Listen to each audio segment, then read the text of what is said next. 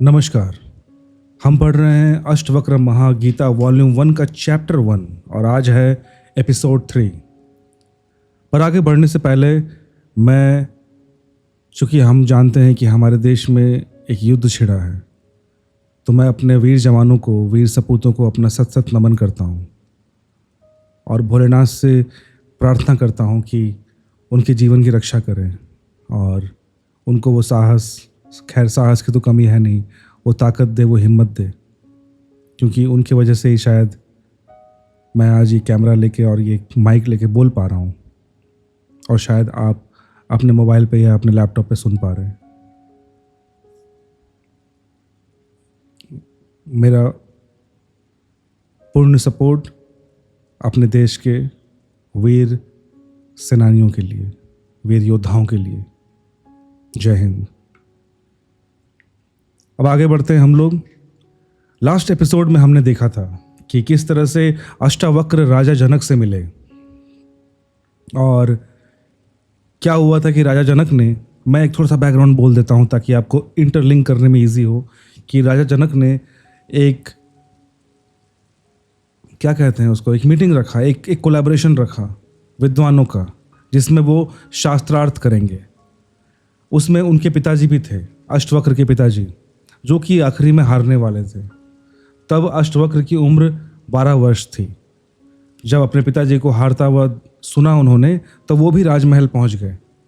जैसे ही अष्टवक्र राजमहल पहुंचे, सभी प्रकांड पंडित जो वहां बैठे थे, राजा जनक को मिलाकर सभी कोई उनको देखकर हंसने लगे। उनके 8 अंगों को टेढ़ा मेढ़ा, उनके चाल को, टेढ़ी मेढ़ी चाल को देखकर हंसने लगे। तब ये देखकर अष्टवक्र ने कहा कि तुम देह को देखकर लोगों को जज करने वाले, तुम शास्त्रार्थ कर रहे हो, तुम ज्ञान की बात कर रहे हो, तुम लोग आत्मा की बात कर रहे हो, जबकि तुम्हारी सोच सिर्फ शरीर तक टिका हुआ है। तुमने इस अपाहिज और टेढ़े मेढ़े शरीर को देखा, पर उसके पीछे छुपे हुए इंसान को और उसकी आत्मा को नहीं देखा। तो जब ये बात बोली तो राजा जनक को बहुत चुभ गई बात कि यार ये बात तो सही बोल रहा है, और इतना छोटा बच्चा। उस समय तो खैर वो कुछ बोल नहीं पाए, पर अगले दिन जब अष्टवक्र को बाजार में या बाहर राजा जनक ने देखा, तो उस अपने घोड़े से उतरकर उनसे माफ़ी मांगने लगे और उन्हें निमंत्रित किया कि आप राजमहल आएं और अपने ज्ञान की बातें मुझे बताएं, मेरे ज्ञान चक्षु खोलें। तो ओशो ने यही कहा था कि हर इंसान अपने दायरे में लोगों को देखता है। एक दर्जी हर इंसान को उसके कपड़े से नापेगा, एक मोची हर इंसान को उसके जूते से नापेगा, पर एक वही है जो आत्मा को देखने वाला है, आत्मदृष्टा, वही एक इंसान को उसके आत्मा से नापेगा। तो हम आगे अब पढ़ते हैं कि ओशो क्या बोलते हैं इस पुस्तक में। तो ओशो एक्सप्लेन करते हैं एक छोटी सी घटना जो अष्टवक्र के जीवन से संबंधित नहीं है, रामकृष्ण और विवेकानंद के जीवन से संबंधित है, लेकिन अष्टावक्र से उसका जोड़ है। फिर हम सूत्रों में प्रवेश करेंगे। ओशो कहते हैं जो सूत्र हमने स्टार्ट किया है ना, सूत्र 1 से लेके 6 तक, 1 से लेके 6 तक, अभी तक सूत्र के बारे में एक भी बात ओशो ने नहीं कही है। अभी सिर्फ पटकथा बता रहे हैं, एक बैकग्राउंड स्टैब्लिश कर रहे हैं कि अष्टवक्र महागीता का क्या बैकग्राउंड है, बस वही चल रहा है। विवेकानंद रामकृष्ण के पास आए, तब उनका नाम नरेंद्रनाथ था। विवेकानंद तो बाद में रामकृष्ण ने उनको पुकारा। विवेकानंद का एक्चुअल नाम नरेंद्रनाथ था, विवेकानंद को रामकृष्ण ने नाम दिया विवेकानंद, ठीक है। जब आए रामकृष्ण के पास तो अति विवादी थे, नास्तिक थे, तर्कवादी थे, हर चीज के लिए प्रमाण चाहते थे। कुछ चीजें हैं जिनके लिए कोई प्रमाण नहीं, मजबूरी है। परमात्मा के लिए कोई प्रमाण नहीं है और प्रमाण नहीं है। परमात्मा के लिए कोई प्रमाण नहीं है तो नहीं है। प्रेम के लिए कोई प्रमाण नहीं है, सौंदर्य के लिए कोई प्रमाण नहीं है। अगर मैं कहूँ देखो ये खजूरीना मुझे पता नहीं क्या होता है, अगर मैं कहूँ देखो ये खजूरीना के वृक्ष कैसे सुंदर हैं, और तुम कहो हमें तो कोई सौंदर्य दिखाई नहीं पड़ता, वृक्ष जैसे ही तो है, सिद्ध करें मुश्किल हो जाएगी। मतलब ओशो कहते हैं कि अगर मैंने कहा कि खजूरिना के वृक्ष को देखो कितना सुंदर है, और तुमने ये तर्क दे दिया कि कौन सी खूबसूरती है भाई, पेड़ की तरह तो है, जैसा वृक्ष होता है वैसे ही है, तब मेरे लिए बहुत मुश्किल हो जाएगा ये प्रूव करना, ये साबित करना कि ये वृक्ष बहुत ही सुंदर है जो मैं देख पा रहा हूँ। कैसे सिद्ध करें कि सुंदर है? सुंदर होने के लिए सौंदर्य की परख चाहिए, और तो कोई उपाय नहीं। आँख चाहिए, और तो कोई उपाय नहीं। कहते हैं मजनू ने कहा कि लैला को जानना हो तो मजनू की आंखें चाहिए। ठीक कहा, लैला को देखने का कोई और उपाय नहीं है। मतलब ओशो कहते हैं कि खूबसूरती उस वस्तु में नहीं, देखने वाले में होती है, देखने वाले की आंखों में होती है।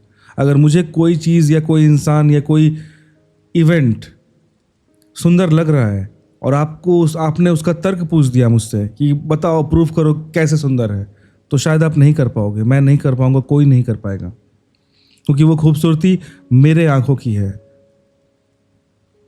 कि मैंने उसमें खूबसूरती देखा, मैंने उसमें खूबसूरती पाया।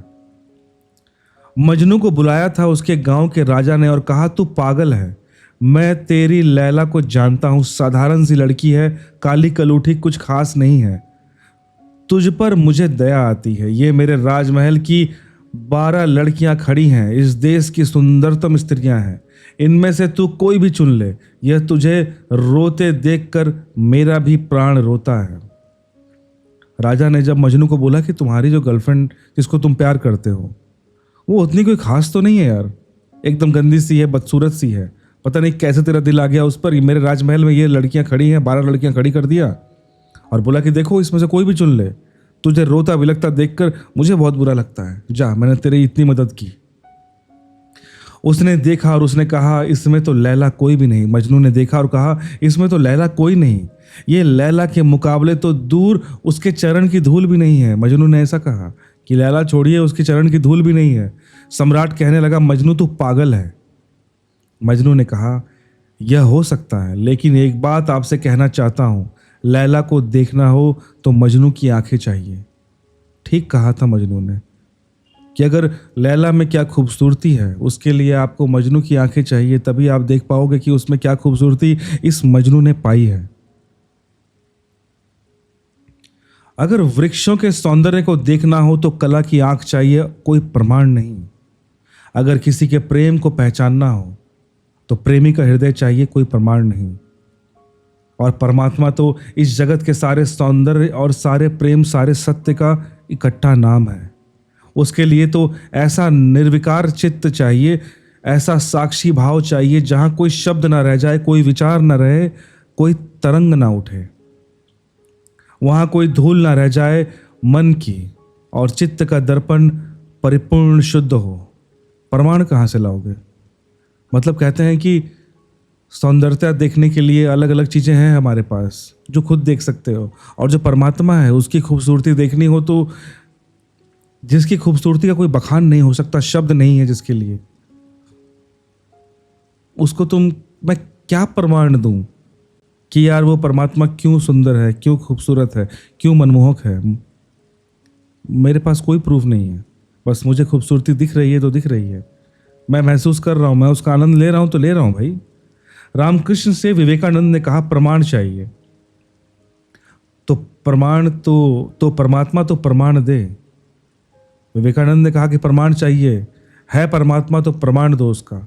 और विवेकानंद को देखा रामकृष्ण ने, बड़ी थी संभावनाएं इस युवक की, बड़ी थी यात्रा इसके भविष्य की, बहुत कुछ होने को पड़ा था इसके भीतर, बड़ा खजाना था, उससे यह अपरिचित है। मतलब विवेकानंद में बहुत सारी पॉसिबिलिटीज हैं, रामकृष्ण जी ने देख लिया था, परंतु उन्होंने देखा कि यह तो तर्कशील इंसान है, हर चीज में लॉजिक ढूंढना चाहता है, हर चीज में तर्क ढूंढना चाहता है, प्रमाण चाहिए, प्रूफ चाहिए, एविडेंस चाहिए। पर दुनिया में हर चीज का एविडेंस नहीं दिया जा सकता, ये हम भी जानते हैं और आप भी जानते हो, है ना। रामकृष्ण ने देखा, इस युवक के पिछले जन्मों में झांका, यह बड़ी संपदा है, बड़े पुण्य की संपदा लेकर आ रहा है, यह ऐसे ही तर्क में दबा ना रह जाए। करा उठा होगा पीड़ा और करुणा से रामकृष्ण का हृदय। मैंने ओशो कहते हैं कि जब रामकृष्ण ने देखा कि यह तो यार कई जन्मों का पुण्य लेकर आ रहा है, इसमें बहुत बहुत सारी पॉसिबिलिटीज़ है इसको ग्रो होने का, इससे बीज से कमल बनने की बहुत सारी संभावनाएं हैं, चांसेस हैं, पर ये तो डिबेटर बन गया, हर चीज़ के पीछे लॉजिक ढूंढने लगा। कहीं ये लॉजिक के कारण ये अपना जो दबा रहस्य है, पॉसिबिलिटीज़ है, पोटेंशियल है, वो कहीं खो ना दे। तो रामकृष्ण जी का दिल तड़प उठा होगा ये देखकर कि यार इतना अच्छा स्टूडेंट कहीं ख़राब ना हो जाए। होता है ना, हम लोग भी देखते हैं कि किसी में हम चांस देखते हैं कि यार ये बच्चा तेज बन सकता है, ये बच्चा आगे निकल सकता है, लेकिन हम देखते हैं कि वो अपनी ज़िंदगी ख़राब किए जा रहा है, तो कभी कभी दुख होता है ना अपने को। और रामकृष्ण जी का दिल तो ऐसे ही बच्चे की तरह था। उन्होंने कहा, रामकृष्ण ने कहा, छोड़ प्रमाण वगैरह बाद में सोच लेंगे, मैं जरा बूढ़ा हुआ, मुझे पढ़ने में अड़चन होती है, तू अभी जवान है, तेरी आंख अभी तेज है, यह किताब पढ़ी है, इसे तू पढ़ ले। वह थी अष्टावक्र गीता, जरा मुझे सुना दे। रामकृष्ण जी ने विवेकानंद, एक्चुअली विवेकानंद नहीं, उनका नाम क्या था जो हमने स्टार्टिंग में देखा, नरेंद्रनाथ, ठीक है। तो रामकृष्ण जी ने उस समय नरेंद्रनाथ, जो बाद में विवेकानंद बन गए, नरेंद्रनाथ को कहा कि तू जवान है, तू पढ़ सकता है, तेरी आंखें तेज है, मैं बूढ़ा हो चला, किताब नहीं पढ़ सकता, ये रहा एक किताब जिसका नाम है अष्टावक्र गीता, तू मुझे पढ़ और सुना दे। कहते हैं विवेकानंद को इसमें तो कुछ अड़चन ना मालूम पड़ी, वह आदमी कुछ ऐसी तो कोई खास बात नहीं मांग रहा, पढ़ना ही तो है किताब, ठीक है पढ़ देंगे। 2-4 सूत्र पढ़े विवेकानंद ने और एक घबराहट और रोआ रोआ सा कांपने लगा। और विवेकानंद ने कहा, मुझसे नहीं पढ़ा जाता। रामकृष्ण ने कहा, पढ़ भी, इसमें हर्ज क्या है, तेरा क्या बिगाड़ लेगी ये किताब, तू जवान है अभी, तेरी आंखें अभी ताजी हैं और मैं बूढ़ा हुआ, मुझे पढ़ने में दिक्कत होती है रे, यह किताब मुझे पढ़नी है और तू पढ़कर सुना दे मुझे। कहते हैं उस किताब को सुनाते सुनाते ही विवेकानंद डूब गए। रामकृष्ण ने देखा इस व्यक्ति के भीतर बड़ी संभावना है, बड़ी शुद्ध संभावना है, जैसे एक बोधिसत्व की होती है, जो न कभी कभी बुद्ध होना जिसका निर्णित होता है। विवेकानंद ने देखा कि ये इंसान बहुत प्योर है, from the core of his heart, बहुत संभावनाएं हैं इसमें, बोधिसत्व प्राप्त करने की क्षमता है इसके अंदर, जो कभी न कभी बुद्ध होना जिसका निर्णित है, जो आज नहीं तो कल किसी न किसी जन्म में वो बुद्धत्व को पाएगा ही पाएगा। आज नहीं कल भटके कितने ही बुद्धत्व जिसके पास चला आ रहा है, मतलब बोल रहे हैं कि आज नहीं तो कल भटके कितने ही बुद्धत्व जिसके पास चला आ रहा है। विवेकानंद उस टाइप के पर्सनैलिटी थे, शख्स थे। क्यों अष्टावक्र की गीता रामकृष्ण ने कही कि तू पढ़कर मुझे सुना दे, क्योंकि इससे ज्यादा शुद्धतम वक्तव्य और कोई नहीं। यह शब्द भी अगर तुम्हारे भीतर पहुंच जाए तो तुम्हारी सोई हुई आत्मा को जगाने लगेंगे। ये शब्द तुम्हें तरंगित कर देंगे, ये शब्द तुम्हें आह्वादित कर देंगे, आह्वान दे देंगे, ये शब्द तुम्हें झकझोर कर रख देंगे। इन शब्दों के साथ क्रांति घटित होती है। किन शब्दों के साथ? अष्टावक्र गीता के शब्दों के साथ। अष्टावक्र की गीता में मैंने यूं नहीं चुना था, अष्टावक्र की गीता को मैंने यूं ही नहीं चुना है और जल्दी नहीं चुना, बहुत देर करके चुना है, सोच विचार कर। दिन थे जब मैं कृष्ण की गीता पर बोला, क्योंकि भीड़ भाड़ मेरे पास थी। भीड़ भाड़ के लिए अष्टावक्र गीता का कोई अर्थ न था। बड़ी चेष्टा करके भीड़ भाड़ से छुटकारा पाया है। अब तो थोड़े से विवेकानंद यहाँ पर है। ये ओशो बोल रहे हैं कि जब मैं कृष्ण की गीता का वाचन कर रहा था तो बहुत भीड़ थी, पर जब अष्टावक्र की गीता के लिए उतनी सारी भीड़ की आवश्यकता नहीं है, क्योंकि सबके बस की बात नहीं है।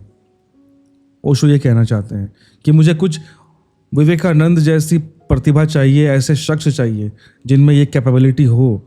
शायद ओशो यही बोलना चाह रहे हैं।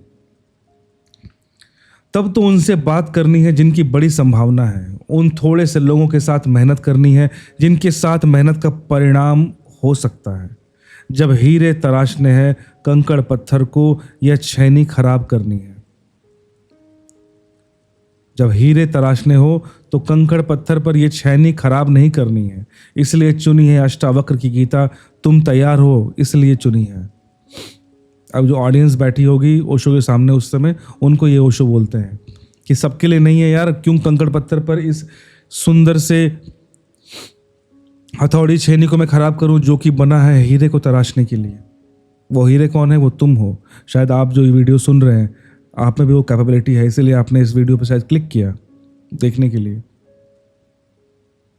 सब ये ब्रह्मांड तय करता है कि किसी ने किताब बोली हो, किसी ने किताब छापी हो, कोई किताब ये पढ़ रहा है और कोई किताब सुन रहा है। सब खेल है। तो पहला सूत्र ओशो एक्सप्लेन करते हैं। जनक ने कहा, है प्रभु, मुझ पुरुष ज्ञान को कैसे प्राप्त होता है और मुक्ति कैसे होगी और वैराग्य कैसे प्राप्त होगा, यह मुझे कहिए। एतत् मम ब्रूहि प्रभो, मुझे समझाए प्रभु। ये कौन कहते हैं? जनक कहते हैं। किससे कहते हैं? अष्टावक्र से। कब कहते हैं? जब जनक ने, राजा जनक ने अष्टावक्र को निमंत्रित किया था अपने राजमहल में, उनको अपने सिंहासन पर बैठाया था अष्टावक्र को, और खुद नीचे बैठकर उनसे यह प्रश्न किया।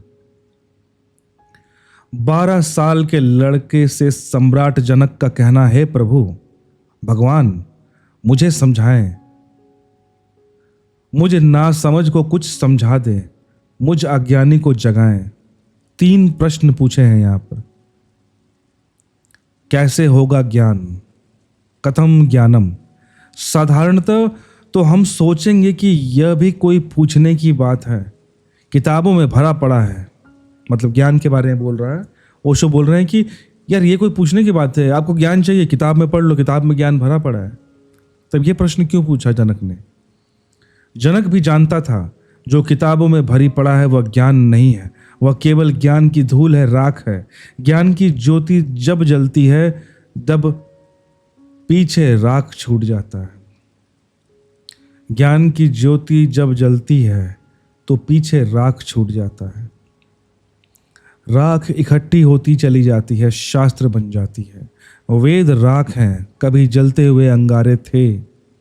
ऋषियों ने उन्हें अपनी आत्मा में जलाया था, फिर राख रह गया। फिर राख संयोजित की जाती है, संग्रहित की जाती है, सुव्यवस्थित की जाती है। जैसे जब आदमी मर जाता है तो हम उसकी राख इकट्ठी कर लेते हैं, उसको फूल कहते हैं। बड़े मजेदार लोग हैं। जिंदगी में जिनको फूल नहीं कहा, उसकी हड्डियां वड्डियां इकट्ठा कर लाते हैं और कहते हैं फूल संजो लाए, फिर संभाल कर रखते हैं, मंजूषा बनाते हैं। जिसको जिंदगी में कभी फूल का आदर नहीं दिया, मतलब उस इंसान को फूल का कभी आदर नहीं दिया, फूल जैसा कभी सम्मान नहीं दिया, जिसको जिंदगी में कभी फूल की तरह देखा नहीं, जब मर जाता है आदमी, पागल है, तब उसकी हड्डी को, राख को फूल कहते हैं।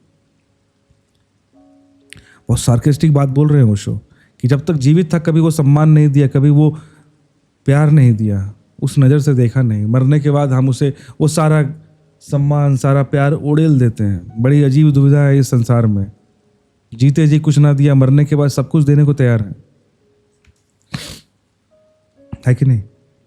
ऐसे ही जब कोई बुद्ध जीवी होता है, कोई बुद्ध जीवित होता है, तब तुम सुनते नहीं उसे। जब कोई महावीर तुम्हारे बीच से गुजरता है तब तुम नाराज होते हो। लगता है यह आदमी तुम्हारे सपने तोड़ रहा है या तुम्हारी नींद में दखल डाल रहा है। यह कोई जगाने का वक्त है क्या? अभी अभी तो सपना आना शुरू हुआ था, अभी अभी तो जरा जीतना शुरू किया था जिंदगी में, अभी अभी तो दांव ठीक लगने लगे थे, तीर ठीक ठाक जगह पर पड़ने लगा था, और ये सज्जन आ गए, कहते हैं सब असार है। असार मतलब जिसमें कोई सार ना हो। कहते हैं कि सब आसार है। कभी कभी तो चुनाव जीते थे, अभी अभी तो चुनाव जीते थे, पद पर पहुंचने का रास्ता बना था, और ये महापुरुष आ गए, कहते हैं सब के सब सपना है, इसमें कुछ सार नहीं है, मौत आएगी सब छीन लेगी, और छोड़ो भी, जब मौत आएगी तब देखेंगे। बीच में तो इस तरह की बातें मत उठाओ। मतलब कहते हैं कि जब भी कोई बुद्ध हमारे बीच से गुजरा, महावीर गुजरा, हमने कभी सम्मान नहीं दिया उसको, क्योंकि हम डर जाते हैं कि ये आदमी ऐसी बातें बोल रहा है जो मुझको, मैं एक सपनों की मायाजाल में बैठा हुआ हूँ, मैं ये अचीव करना है, मुझको वो अचीव करना है, ये पाना है, वो पद पे जाना है, और तुम कहते हो ये बुद्ध महावीर बन के आ गए और मुझे कहते हैं कि ये सब, इसमें कोई सार नहीं है, कोई रस नहीं है, ये सब सपना है। कैसा आदमी है यार ये। तो ओशो यही कहते हैं कि तुम नफरत करते हो उस आदमी से, जब तक वो जीवित था, तुम्हारे बीच से गुजरा, तुम्हें कुछ बोलना चाह रहा था, तुम्हें जगाने की कोशिश कर रहा था, तब तुम शायद उस पर थूकते हो जैसे बुद्ध पे थूका गया, पत्थर मारते हो जैसे महावीर को मारा गया पत्थरों से। लेकिन जब महावीर मर जाते हैं, बुद्ध मर जाते हैं, तब उनकी राख को हम इकट्ठा कर लेते हैं, फिर हम धम्मपद बनाते हैं, वेद बनाते हैं, फिर हम पूजा के फूल चढ़ाते हैं। जब वो चले गए तब हमें उनकी वैल्यू समझ में आती है। पर तब दिक्कत ये होता है ना कि तब उसके बाद वो जीवन जो था ना वो चला गया, उसके बाद उनके ज्ञान की सिर्फ राख बचती है, उसको हम किताबों में लिख लेते हैं कि ऐसा ऐसा कहते थे, अब उसको हम फूल चढ़ाते हैं, पूजा करने लगते हैं, मानते हैं कि नहीं मानते, वो तो दूर की बात है। पर जो भी चीज़ हमने अगर पढ़ा भी, उन्होंने क्या कहा, इस बात को पढ़ने के बाद भी एक चीज़ जान लेना, हम सिर्फ उस ज्ञान की राख को पढ़ रहे हैं, ऐसा ओशो कह रहे हैं। जनक भी जानता था शास्त्रों में सूचनाएं भरी पड़ी हैं, लेकिन उसने पूछा कथम ज्ञानम, कैसे होगा ज्ञान, क्योंकि कितना ही जान लो ज्ञान तो होता ही नहीं। मतलब कितना भी, अच्छा जान लेना और ज्ञान होने में बहुत डिफरेंस है। उसमें शायद यही बोल रहे हैं ओशो कि जान तो हम बहुत चीज़ लेते हैं, जान, knowing, we know a lot of things, but do we have the real knowledge.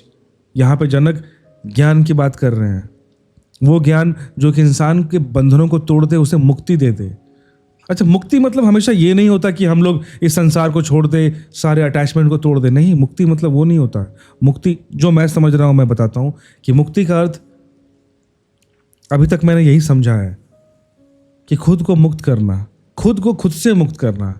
ये नहीं कि मुझे अपने परिवार से मुक्त हो जाना है, मुझे अपने रिश्तों से मुक्त हो जाना है, वो नहीं होता, या वो होता भी होगा तो एक अलग स्टेज पर है। लेकिन इनिशियल स्टेज पे एक इंसान सबसे पहले खुद से मुक्ति पाए, क्योंकि मुझे एज ए पर्सन मैं ही पकड़ के रखा हूँ, और वो मैं कौन है, दैट मैं, दैट थिंग, द अहंकार, that ego, that pride, all this things. देखो, बोलना बहुत आसान है, करना बहुत मुश्किल है, ये मैं भी जानता हूँ, आप भी जानते हो, बट कोशिश तो कर ही सकते हैं ना। पूर्णता नहीं छोड़ सकते, कुछ कम तो कर ही सकते हैं, क्या प्रॉब्लम है। 100% मैं अहंकार ना छोड़ पाऊं, अपने घमंड को ना त्याग पाऊं, कम तो कर ही सकता हूं ना, कोशिश तो कर सकता हूं मैं। तो हम जानते तो बहुत कुछ है, लेकिन ज्ञान होता नहीं है। जानते जाओ, शास्त्र कंठस्थ कर लो, तोते बन जाओ, एक एक सूत्र याद हो जाए, पूरे वेद स्मृति में छप जाए, फिर भी ज्ञान होता नहीं।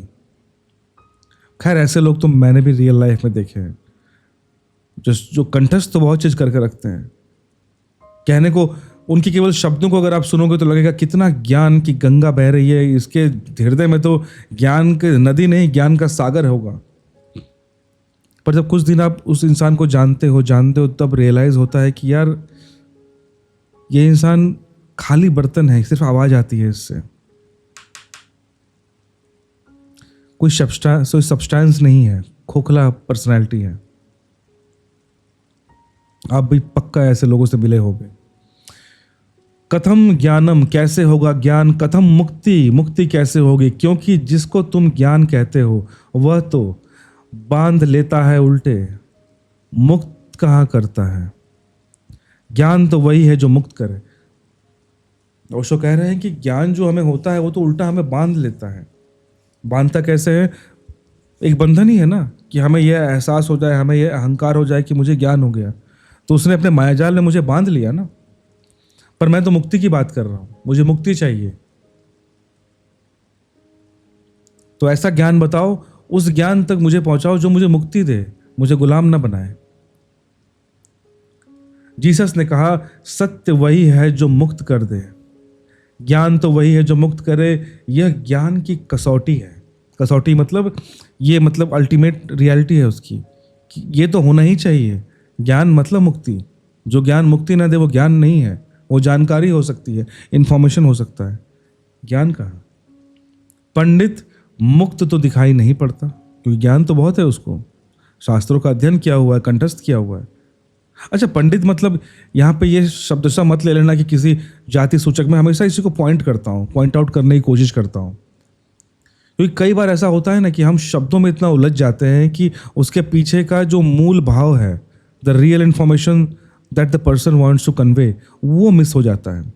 हमारी छोटी सोच है ना, प्रॉब्लम ये है। पंडित कहने का मतलब किसी जाति सूचक शब्द नहीं है यहाँ पे। पंडित मतलब जो ज्ञानी है, जो अपने आप को ज्ञानी मानता है, वो पंडित इस सेंस में। जैसे कहते हैं ना कि भाई ये तो क्रिकेट का पंडित है, हर चीज जानता है अबाउट क्रिकेट, उस सेंस में। पंडित मुक्त तो दिखाई नहीं पड़ता, बंधा दिखाई पड़ता है। मुक्ति की बातें करता है, मुक्ति दिखाई नहीं पड़ता, हजार बंधनों में बंधा हुआ मालूम पड़ता है। तुमने कभी गौर किया, तुम्हारे तथाकथित संत तुमसे भी ज्यादा बंधे हुए मालूम पड़ते हैं। ओशो कहते हैं कि एक पंडित जो है, ज्ञानी, अपने आप को समझने वाला, वो बहुत ज्यादा बंधा हुआ दिखाई पड़ता है, बंधनों में है, मुक्त नहीं दिखाई पड़ता। हजार बंधन पड़े हुए हैं उस पर। और जिनको तुम संत मानते हो वो शायद तुमसे भी ज्यादा बंधे हुए हैं, तुम तो फिर भी मुक्त हो क्योंकि तुम उस ज्ञान के माने क्या कहते हैं, माया जाल में अभी तक फंसे नहीं हो। क्योंकि तुमने ज्ञान लिया नहीं है और वो ज्ञान तुम्हें अभी तक अहंकार दिया नहीं है, इसलिए कम से कम तुम पे लोड कम है अभी भी। तुम शायद थोड़े बहुत मुक्त भी हो, तुम्हारे संत तुमसे भी ज्यादा बंधे हैं, लकीर के फकीर हैं। ना उठ सकते हैं स्वतंत्रता से, ना बैठ सकते हैं स्वतंत्रता से, ना जी सकते हैं स्वतंत्रता से।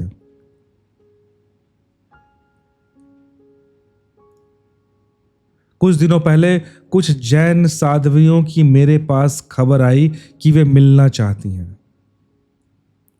मगर श्रावक आने नहीं देते।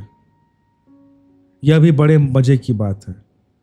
साधु का अर्थ होता है जिसने फिक्र छोड़ी समाज की, जो चल पड़ा अरण्य की यात्रा पर, जिसने कहा अब न तुम्हारे आदर की मुझे जरूरत, न सम्मान की। लेकिन साधु साध्वी जो है वो कहते हैं श्रावक आने नहीं देते। वे कहते हैं वहां भूल कर मत जाना, वहां गए तो यह दरवाजा बंद। यह कोई साधुता हुई क्या? ओशो ये कह रहे हैं कि एक तरफ अपने आप को आप साधु बोलते हो, साध्वी बोलते हो, तो किस बात का साधुत्व कि अगर तुम अपने जीवन को अपने अनुसार जी भी नहीं पाए, तुम तो बंधन में बंधे हो। तुम्हें कहाँ जाना है, यहाँ पे जो लाइन बोला ना ओशो ने कि तुम लकीर के फकीर हो, ना उठ सकते हो स्वतंत्रता से, ना बैठ सकते हो स्वतंत्रता से, ना जी सकते हो। यहाँ पे वो वही बोलना चाह रहे हैं कि तुम कहने को साधु हो गए, कहने को पंडित हो गए, कहने को साध्वी हो गए, पर तुम अभी भी जिंदगी में कुछ भी ऐसा नहीं कर सकते जो पूर्णतः तुम्हारा हो। तुम नियम कानून में बंध गए हो, रीति रिवाज में बंध गए हो। तुम्हारे श्रावक कहते हैं कि वहां मत जाना, नहीं तो यहाँ पे रास्ता बंद हो जाएगा। अरे तुम साधु हो, तुम तो ऑलरेडी मुक्त हो जाना चाहिए। कौन सा दरवाजा तुम्हारे लिए बंद होगा? किस दरवाजे की वो औकात कि वो एक असल के साधु को रोक सके आने से या जाने से? तो ओशो यही कह रहे हैं कि काहे की मुक्ति भाई? ये कौन सा साधुता हुई? यह तो परतंत्रता हुई, गुलामी हुई। यह तो बड़ी उल्टी बात हुई। यह तो ऐसे हुआ कि साधु श्रावक को बदले, उसकी जगह श्रावक साधु को बदल रहा है। एक मित्र ने आकर कहा मुझसे कि एक जैन साध्वी आपकी किताब पढ़ती है लेकिन चोरी से, टेप भी सुनना चाहती है लेकिन चोरी से। अगर मैंने कभी किसी के सामने आपका नाम भी ले लूं तो वह इस तरह से हो जाती है जैसे उसने कभी आपका नाम सुना ही नहीं। मतलब कितनी मानसिक गुलामी की। वो बेचारी आपको चाहती भी है सुनना, आपको पढ़ना चाहती है, पर सामाजिक तौर पर वो बोल नहीं पाती कि वो आपको पढ़ रही है या आपको सुन रही है। ये कौन सी मुक्ति है? ये मुक्ति कैसे हुई? जनक ने पूछा कथम मुक्ति, कैसे होगी मुक्ति, क्या है मुक्ति? उस ज्ञान को मुझे समझाए जो मुक्त कर देता है। स्वतंत्रता मनुष्य की सबसे महत्वपूर्ण आकांक्षा है। सब पालो लेकिन गुलामी अगर रह जाती है तो छिदती है, मतलब चुभती है। सब मिल जाए स्वतंत्रता ना मिले तो कुछ भी नहीं मिला। मनुष्य चाहता है खुला आकाश, कोई सीमा ना हो। वह मनुष्य की अंतरम निगूढ़तम आकांक्षा है जहाँ कोई सीमा ना हो, कोई बाधा ना हो। इसी को परमात्मा होने की आकांक्षा कहो, मोक्ष की आकांक्षा कहो। अच्छा, एक बात सोचना, एज ए कॉमन पर्सन हम लोग जो भी करना चाहते हैं ना, उसका अल्टीमेट टारगेट यही है कि हम फ्रीडम चाहते हैं। आप एजुकेशन पाना चाहते हो, आप फ्रीडम चाहते हो, अदरवाइज आपको पता है कि आपको गुलामी की नौकरी करनी पड़ेगी, बहुत ज़्यादा गुलामी वाली करनी पड़ेगी। आप पैसा कमाना चाहते हो क्योंकि आप स्वतंत्र होना चाहते हो कि मेरे अंदर कोई लिमिटेशन ना रहे कि जिस तरह मैं जीना चाहता हूँ। तो ओवरऑल एज ए ह्यूमन हमारा यही टारगेट होता है कि we just want to be free. उसी के लिए हम मेहनत करते हैं, उसी के लिए दौड़ धूप करते हैं, क्योंकि हमारे दिल के कोर में हमें पता है कि freedom is the ultimate truth. मुक्ति ही अंतिम सत्य है जो मुझे चाहिए। उसी को साधु लोग, सन्यासी लोग मोक्ष कह दिए कि ऐसी मुक्ति, संसारिकता से मुक्ति नहीं, खुद से भी मुक्ति, कि ये जीवन मरण का सर्किल भी मुझे खत्म करना है। दैट लेवल ऑफ फ्रीडम चाहिए मुझको। हमने ठीक शब्द चुना है, मोक्ष। दुनिया की किसी भाषा में ऐसा प्यारा शब्द नहीं है। स्वर्ग, फिरदौस, इस तरह के शब्द हैं, लेकिन उन शब्दों में मोक्ष की कोई धुन नहीं है। मतलब स्वर्ग जाना भी कोई मोक्ष पाना जैसा नहीं है। स्वर्ग में भी एक वो वाली बात है कि तुम गुलाम हो, यू आर अंडर समथिंग, कि तुम स्वर्ग के मेंबर बन गए। Membership means you are tied to something.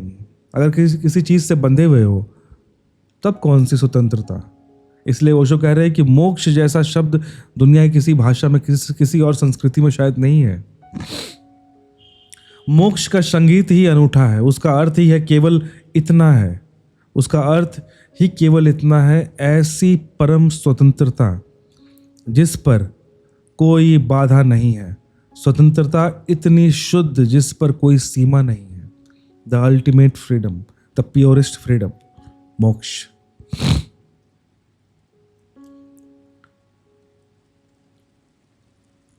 तो उसको आगे पढ़े। तो आज हम इस वीडियो में यहीं तक रोक देते हैं। एपिसोड 3 यहाँ ख़त्म होता है। एपिसोड 4 में हम यहाँ से आगे बढ़ेंगे। मैं चाहता हूँ कि हाफ एन आवर करके ही वीडियो बनाऊँ, रिकॉर्डिंग करूँ, ताकि ज़्यादा लंबा वीडियो होने से सुनने वाले भी वो हो जाएंगे ना। तो first of all thank you very much, आपने ये वीडियो यहाँ तक सुना। आई होप आपको अच्छा लगा होगा। और भी बहुत सारे वीडियोस हैं, आप सीरीज़ में देख सकते हैं। ताओ उपनिषद का वीडियो सीरीज में मैं पढ़ रहा हूँ, उसको भी आप सुन सकते हैं, देख सकते हैं। So see you in the next video. Till then stay healthy, stay happy, और अपने प्रार्थना में हमारे देश के सैनिकों को ज़रूर याद रखिएगा। जय हिंद, वंदे मातरम।